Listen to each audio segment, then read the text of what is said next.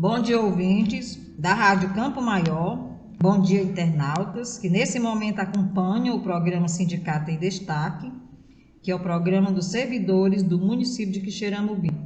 Bom dia, Bandeira, responsável pela técnica, e bom dia a você, Pedro Igor, que assessora a mídia do Sindicec.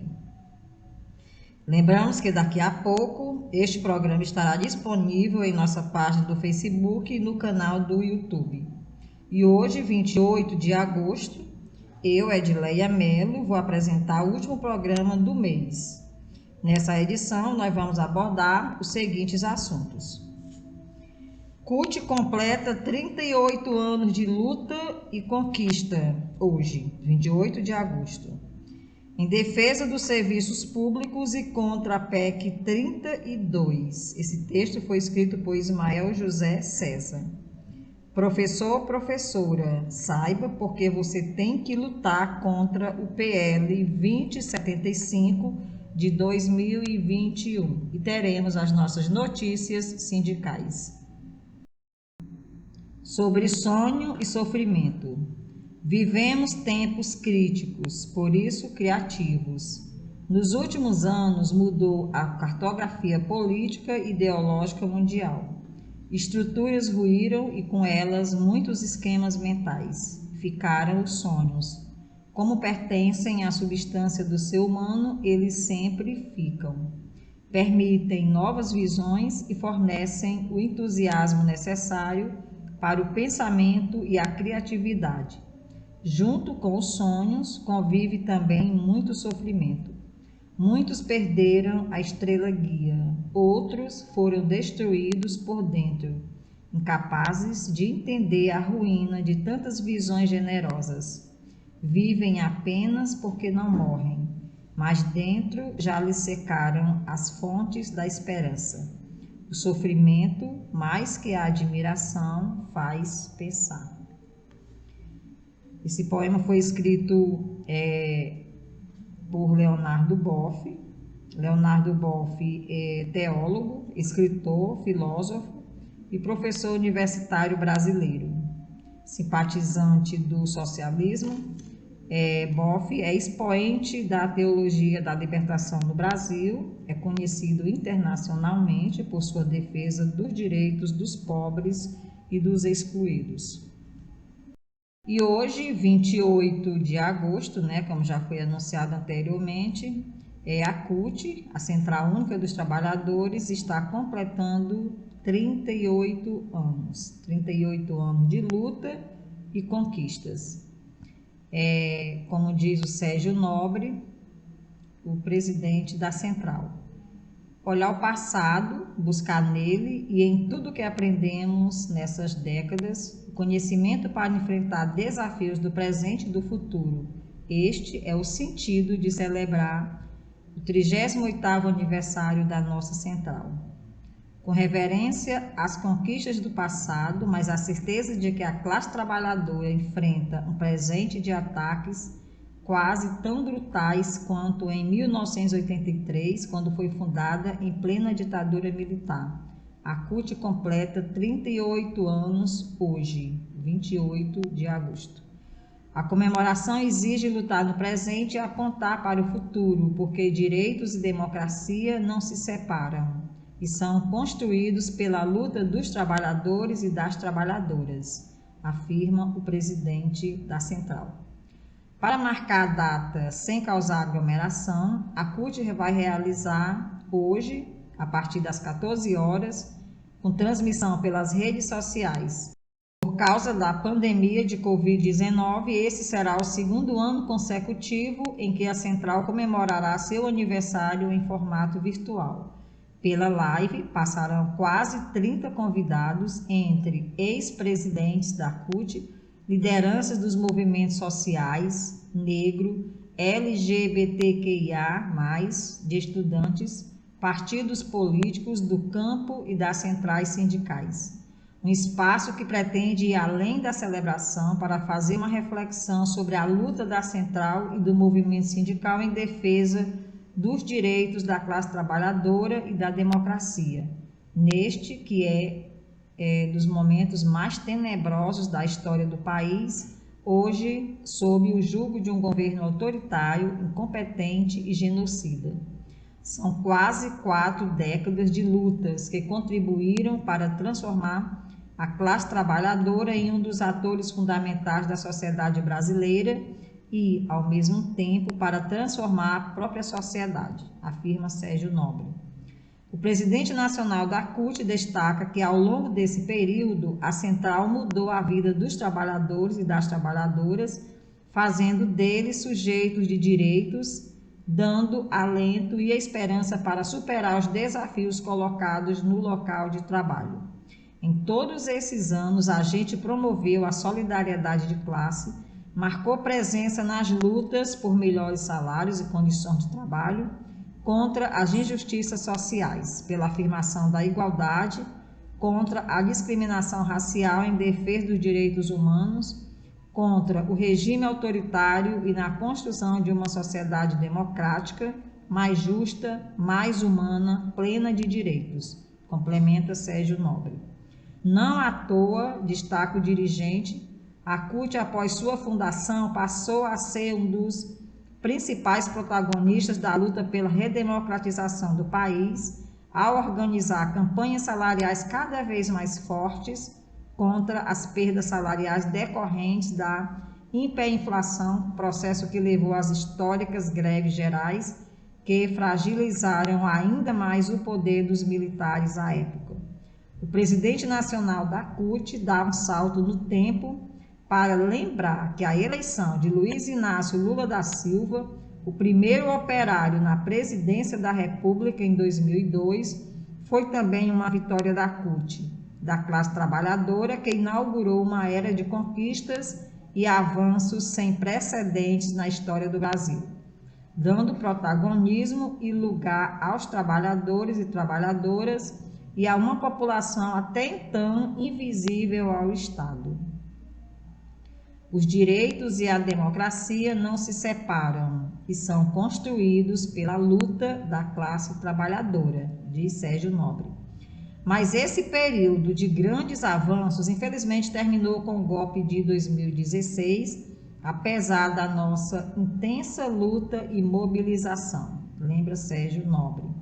Veio o desastre com a eleição de Bolsonaro em 2018, um presidente que arrastou o Brasil para a crise, o obscurantismo, a fome, a carestia, o desemprego, a morte de mais de 500 mil de brasileiros e brasileiras por seu negacionismo da pandemia, analisa o presidente da CUT. O governo Bolsonaro, diz Sérgio Nobre, é marcado por promover retrocessos com ataques à classe trabalhadora e à organização sindical, que precarizam ainda mais as relações de trabalho, fazendo o desemprego bater recordes, colocando em risco os serviços públicos, as estatais, a soberania e isolando o Brasil do mundo. Esse cenário adverso nos coloca diante do desafio de olhar o passado e buscar nas experiências que vivemos, inclusive nos reveses e em tudo que aprendemos ao longo desses 38 anos, o conhecimento necessário para enfrentar os desafios do presente e do futuro. Esse é o sentido da celebração dos 38 anos de existência da CUT, e é o que estamos fazendo, afirma Sérgio Nobre. E ainda sobre o futuro diz, a CUT tem uma enorme responsabilidade e um papel a cumprir nessa caminhada até conseguirmos a vitória, e ela está logo ali, em 2022. Nasce a CUT. A criação da CUT desafiou a legislação sindical da época, que proibia a organização dos trabalhadores de diferentes categorias em uma só entidade, e mesmo assim fomos a primeira central sindical criada após o golpe de 1964 e também a primeira no país a ser lançada pela base. Essa história começou em 28 de agosto de 1983, pela voz e voto de mais de 5 mil trabalhadores e trabalhadoras vindos de todas as regiões do país. Nascia a CUT. Em números exatos foram responsáveis pela criação da central 5.059 delegados, representando 912 entidades, 335 urbanos, 310 rurais, 134 associações pré-sindicais e 99 associações de funcionários públicos, 5 federações, 8 entidades nacionais e confederações, trabalhadores e trabalhadoras que ocuparam o galpão que um dia sediou o maior estúdio cinematográfico brasileiro, extinto Veracruz. Em 2013, foi de novo nesse endereço que a CUT celebrou seus 30 anos. O primeiro CONCLAT, Congresso Nacional da Classe Trabalhadora, cujo 40º aniversário será homenageado hoje, às 14 horas, deu origem à primeira entidade intersindical e intercategorias em nível nacional construída após o golpe militar de 64. O Brasil enfrentava crise econômica com inflação de 150% e índices manipulados desde anos anteriores.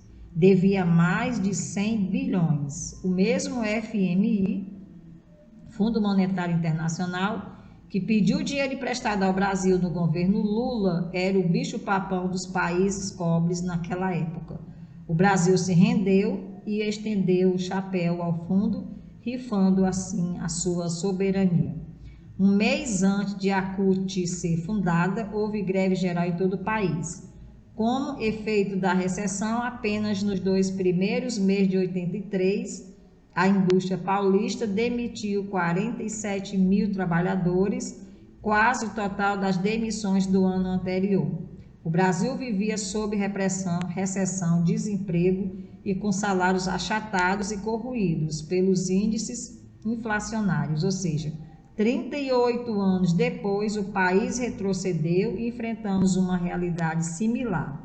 Naquela época, o cenário que levou o Congresso de fundação da CUT a aprovar as lutas pelo fim da Lei de Segurança Nacional e do regime militar, o combate à política econômica do governo, o general João Batista Figueiredo era o presidente da República, contra o desemprego pela reforma agrária sob controle dos trabalhadores, reajustes trimestrais dos salários e liberdade e autonomia sindical. Lutava também pelo direito à cidadania e contra o autoritarismo dentro e fora dos locais de trabalho, recheados por olheiros da ditadura disfarçados de trabalhadores. Para o primeiro ano de vida da CUT, foi eleita uma coordenação cujo coordenador geral era Jair Meneghelli, então presidente do Sindicato dos Metalúrgicos de São Bernardo do Campo e Diadema, hoje metalúrgico do ABC, que estava sob intervenção. Somente em 84, a CUT elegeu uma direção com chapa completa e seu primeiro presidente também foi Meneghelli. Começaria então a história de uma central que hoje está presente em todos os ramos de atividade econômica do país, com 3.960 entidades filiadas, 7.900.000 de associados e 25.800.000 de trabalhadores e trabalhadoras na base. A CUT, o que e por quê? A Central Única dos Trabalhadores é uma organização sindical brasileira de massas em nível máximo de caráter classista, autônomo e democrático, cujo compromisso é a defesa dos interesses imediatos e históricos da classe trabalhadora, baseada em princípios de igualdade e solidariedade. Seus objetivos são organizar, representar sindicalmente e dirigir a luta dos trabalhadores e trabalhadoras da cidade e do campo, com setor público e privado, ativos e inativos, por melhores condições de vida e de trabalho e por uma sociedade justa e democrática, presente em todos os ramos de atividade econômica do país. Desde sua fundação, a CUT tem atuação fundamental na disputa da hegemonia e nas transformações ocorridas no cenário político, econômico e social ao longo da história brasileira, latino-americana e mundial.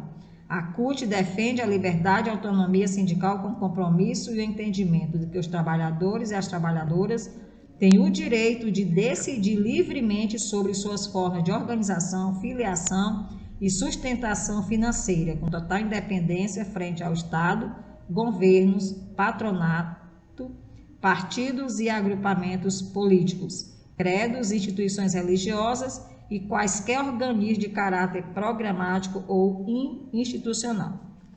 Então, como Central Única dos Trabalhadores, é interessante a gente fazer um resgate da história da CUT, porque assim como os patrões, né, os políticos, os capitalistas, os grandes latifundiários têm suas representações, nós da classe trabalhadora também temos a nossa representação, né, sindical.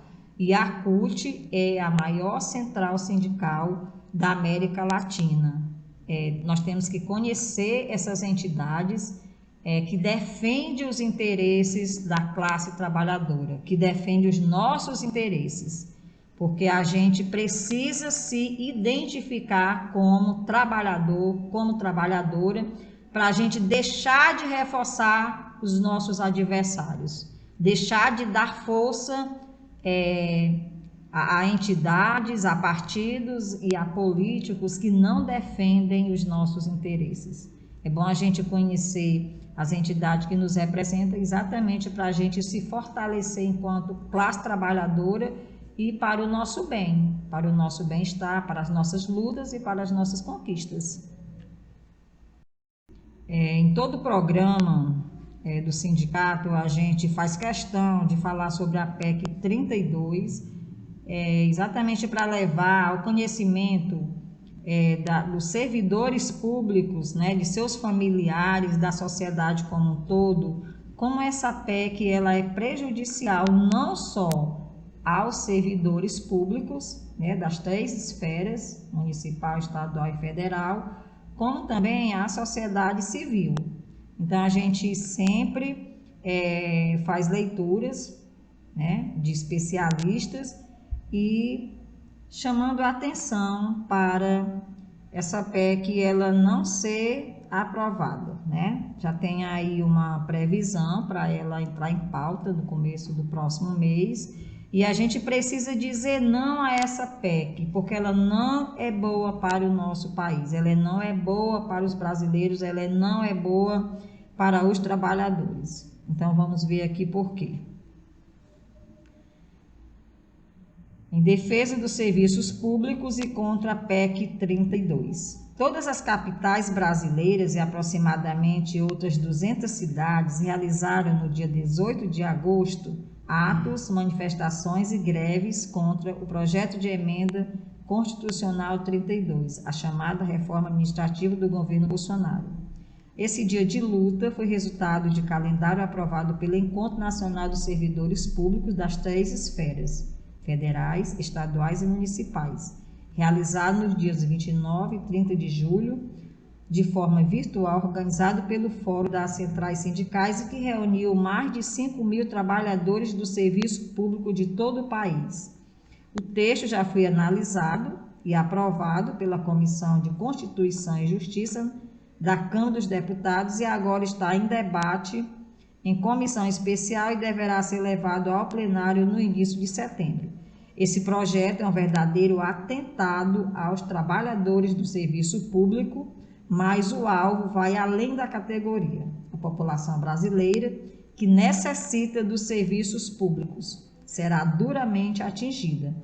Para os servidores, a PEC prevê o fim da estabilidade com a possibilidade de demissão, a redução de salário, a extinção de cargos, o fim do concurso público, fim das progressões, fim da paridade salarial para os aposentados, congelamento salarial, ou seja, desorganiza e desmonta a máquina pública.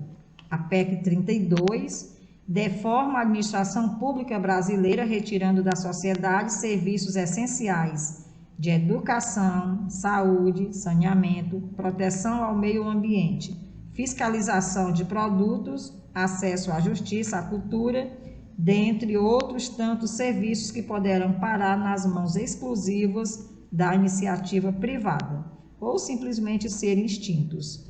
O dia 18 de agosto foi um marco importante de unidade das diversas entidades que representam o funcionalismo público em todo o país.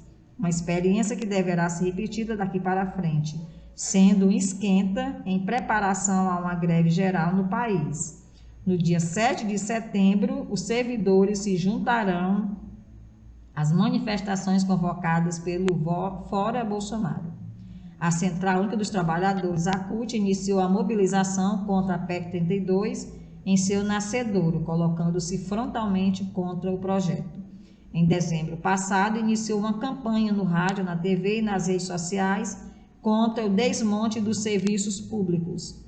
A campanha Diga Não à Reforma Administrativa ganhou força em todo o país e mobilizou sindicatos em todas as regiões, surtindo efeito ao pressionar parlamentares em suas bases eleitorais. Para aprovar a PEC, o governo precisa de 308 votos na Câmara e 49 no Senado, em que pese a farta distribuição de cargos aos deputados, em particular os da base do Centrão. Muitos deles estão incomodados com a pressão que vem ocorrendo em suas bases eleitorais por parte dos servidores.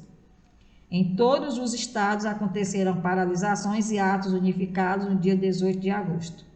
Audiências públicas, visitas aos parlamentares e distribuição de notas à população explicando o teor da PEC 32. Rio de Janeiro, São Paulo, Salvador, Belo Horizonte, Aracaju, Fortaleza, entre outras capitais, realizaram passeatas. Na capital do país, o ato aconteceu em frente à Câmara dos Deputados e teve a participação de vários parlamentares que registraram suas posições contrárias à PEC. O metalúrgico Sérgio Nobre, presidente da CUT, falou que a luta contra a PEC 32 não é uma tarefa só dos servidores públicos, e sim de todos os trabalhadores do Brasil. E continuou: se eles pensam que vão fazer isso com a classe trabalhadora sem resistência, podem esquecer. Os trabalhadores dos Correios também se juntaram aos servidores em frente à Câmara dos Deputados e exigiram a não privatização da empresa e das demais estatais em risco de extinção. O fato é, Bolsonaro precisa agir em favor da turma que comanda a boiada. A PEC 32 se soma a uma série de medidas que foram aplicadas em nome do mercado e dos que financiaram o golpe em 2016. A resistência tem que ser permanente. Para nós, a luta em defesa dos serviços públicos se soma à luta do povo que não aguenta mais Bolsonaro e seus generais. Portanto, em nome da soberania da nação, é preciso impedir a aprovação dessa PEC e todas as medidas nocivas em curso no Congresso Nacional. Exigir a imediata saída de Bolsonaro, antecipar as eleições e dar a palavra ao povo, para que eleja um outro governo que reverta todas as medidas adotadas anti-povo do golpe aos dias atuais. Ou seja, você elege um político, né? Você elege um chefe de Estado para pensando que vai melhorar, né? Porque se ele está lá é porque a grande maioria o elegeu, e a gente só vê ataques, só vê ameaças. Então, mais uma vez, nós estamos aqui com outra PEC, que é a PEC 2075 de 2021, que ela é mais um ataque à classe trabalhadora, dessa vez aos professores e às professoras. Atenção, professores e professoras. Vamos conhecer também, né, além da PEC 32, que é a PEC da reforma administrativa, vamos conhecer também o projeto de lei 2075 de 2021 e vamos lutar contra esse projeto de lei. Por quê? Porque ele acaba com o crescimento real do piso salarial dos professores, mantendo o INPC como único fator de reajuste, porque desvincula o piso das carreiras e da formação mínima de nível médio na modalidade normal, conforme preceitua o artigo 62 da Lei 9394 da LDVD, porque transformam o piso. Atualmente é vinculado ao vencimento das carreiras, em remuneração, incluindo vantagem diversas na composição salarial, os abonos, as gratificações, etc. Isso é mais um ataque à valorização dos planos de carreira. E porque também extingue a horatividade, a jornada extra-classe da composição salarial, num grave ataque à qualidade do ensino e à valorização do trabalho docente. E porque também mantém congelado o valor do piso por 3 anos, ou seja, o ano passado, 2020, né, foi congelado esse ano nós não tivemos reajuste do piso, e também está previsto, se essa PEC, aliás, se esse PL for aprovado, também a categoria de professores não vai ter reajuste do piso em 2022. Então, é muita ameaça, muito retrocesso, né? E a gente precisa ficar de olho, precisa pressionar os deputados federais cearenses para não ser contra, né, os professores e, consequentemente, não ser contra a classe trabalhadora. A direção do sindicato convida as seguintes pessoas para comparecerem à sede para tratar de assuntos de seus interesses: Alaide do Carmo do Rego, Antônia Brito de Souza, Antônia da Silva Souza, Antônia Lúcia Alcântara Lima, Expedito Jacinto de Almeida Filho, Francisca Amâncio Cavalcante, Francisco Osvaldo da Silva Farias e Maria Oneidia de Souza.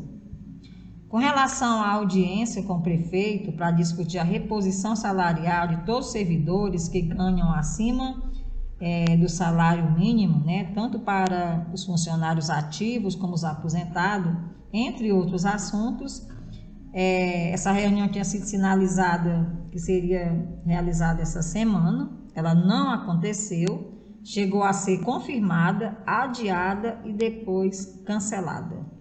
Nós esperamos, né, que na próxima semana essa reunião aconteça. Os servidores estão numa grande expectativa, estão esperando essa reunião, e a gente conclama a sensibilidade do prefeito e sua equipe para receber o sindicato e tratar desse assunto. Hoje também é comemorado o Dia Nacional do Bancário, e ontem, 27 de agosto, foi comemorado no país o Dia do Psicólogo. A esses profissionais, né, o Sindicec emana assim, todo o nosso carinho, respeito e admiração. Em virtude dos decretos do governo do estado, da Prefeitura Municipal de Quixeramobim, por conta dos cuidados de prevenção à pandemia Covid-19, coronavírus, a sede do sindicato estará aberta. O agendamento dos servidores filiados deverá ser feito via telefone ou WhatsApp 88997233133, de segunda a sexta-feira, de 7h30 às 14 horas. Só lembrando aqui o WhatsApp, 88997233133. E com essa informação a gente encerra mais um programa Sindicato em Destaque. Desde já agradecemos a todos pela audiência e já os convidando para nos assistir no próximo sábado, se Deus quiser.